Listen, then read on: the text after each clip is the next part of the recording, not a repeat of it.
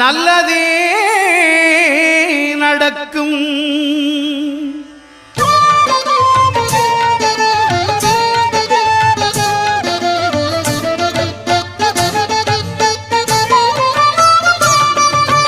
ஒன்பது கோளும் ஒன்றாய் காண அங்கு கற்பகம் என்னும் கடவுளின் மெய்யில் ஒன்பது கோளும் ஒன்றாய் காண அங்கு கற்பகம் என்னும் கடவுளின் மெய்யில்